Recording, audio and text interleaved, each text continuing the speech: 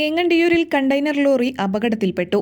വെള്ളിയാഴ്ച ഉച്ചയോടെയാണ് സംഭവം. കൊച്ചിയിൽ നിന്നും മലപ്പുറത്തേക്ക് ടൈൽസുമായി പോയിരുന്ന കണ്ടെയ്നർ ലോറിയാണ് ഏങ്ങണ്ടിയൂർ ചന്തപ്പടിയിൽ വെച്ച് അപകടത്തിൽപ്പെട്ടത്.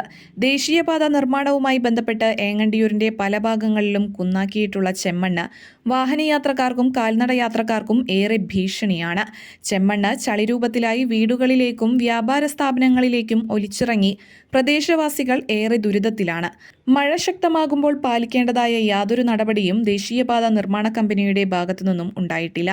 ദിനംപ്രതി നിരവധി വാഹനങ്ങളാണ് ഇതുമൂലം ദേശീയപാതയിൽ അപകടത്തിൽപ്പെടുന്നത്. റോഡ് നിർമ്മാണത്തിനായി കുഴിച്ച വലിയ കുഴികളിൽ വെള്ളം നിറഞ്ഞിരിക്കുകയാണ്.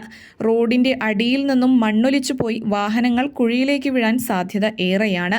ദേശീയപാത കരാർ കമ്പനി അടിയന്തരമായി അപകടകരമായ സ്ഥലങ്ങൾ സന്ദർശിച്ച് വാഹനയാത്രക്കാർക്കും കാൽനടയാത്രക്കാർക്കും വേണ്ട സുരക്ഷ ഉറപ്പുവരുത്തണമെന്ന് സാമൂഹ്യ പ്രവർത്തകൻ ലത്തീഫ് കെട്ടുമൽ ആവശ്യപ്പെട്ടു.